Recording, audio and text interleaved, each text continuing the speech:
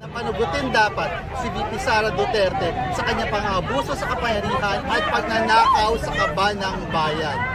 Hindi tayo dapat masanay sa mga leader na hindi napapanagot. Na parang may na-undermine na batayang prinsipyo ng accountability of public office. At ang mga Pilipino, bawat mamamayan, deserve na makita yon sa lahat naming nagtatrabaho sa gobyerno at maasahan na kapag may aligasyon na nilabag yan, nasisingilin yung accountability dyan. Ano ang common denominator nila? Walang iba kundi accountability. Panagutin ang mga kurap. Pero hindi ka ba nagtataka bakit si VP Sara lang ang tinitignan nila? Kung titignan natin ang mas mataas na posisyon kay VP Sara, mas nakakatakot at nakakalula ang korupsyon ng kasalukuyang presidente. 4.5 billion pesos ang intelligence at confidential funds ng presidenteng si Marcos Jr. Ano ba ang ini-issue confidential funds kay VP Sara dahilan upang siya ay i-impeach? 120 million in 11 days.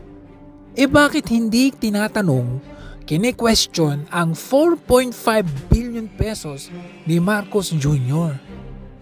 Magugulat ka kung malalaman mo ang tunay na dahilan kung bakit nila pilit dinidiin si VP Sara Duterte.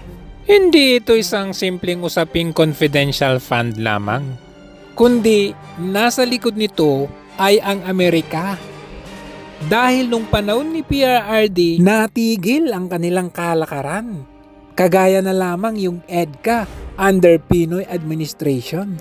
Pagpasok ni PRRD administration, nawala, hindi naging active. Kaya yan yung ayaw na ayaw mabalik ang mga Duterte dahil matetenga itong pinatayo ni Marcos Jr. na EDCA sites. A good relationship. I mean, I know you had some problems with another president, and it was not your fault. It was the president's fault, and the country was maybe tilting toward China, but we untilted it very, very quickly. But you know, you had a country that was tilting toward China for a period of time, and I just don't think that would have been good for you. You could deal with China, you should deal with China, but when I got elected, everything changed and they came right back to us. Ang korupsyon ng Marcos administration ngayon talamak. Gold Reserve, PhilHealth, Maharlika Funds, GSIS, SSS, Land Bank, PDIC, confidential funds, flood control, lahat. Sobrang dami. Pero bakit tila baga untouchable itong si Marcos Jr.?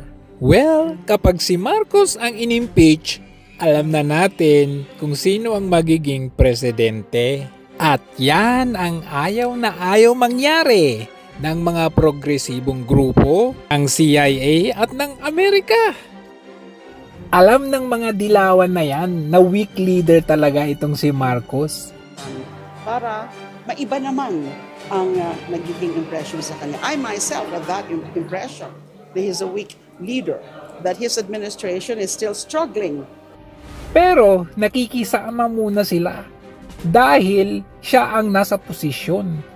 Ginagamit ang kanyang power, posisyon, para mapabagsak muna ang mga Duterte. Pagkatapos mapabagsak ang mga Duterte, siya na ang isusunod. Noong panahon ng kanyang tatay, noong una kaibigan siya ng Amerika. Pero ng mga sumunod na hindi na nagugustuhan yung kanyang pinaggagawa, sila din ang gumawa ng paraan para mapabagsak. Ano ang gamit nila? Mga progresibong grupo. Noong panahon naman ni Erap, ganon din ang ginawa. Dahil alam nila na si Erap ay anti-US. Noon panahon ni President Duterte, sinubukan din nilang pabagsakin pero hindi nila kaya. Matalino ang mama. Paikutin ko kayo dito ng kamay ko and play with you. I am very sure, they cannot be brighter than me. Maniwala kayo.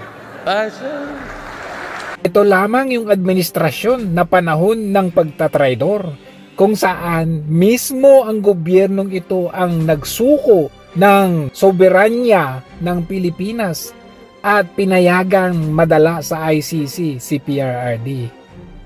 Pero huwag tayo mag-alala, lahat naman ng yan ay may kabayaran at may karma.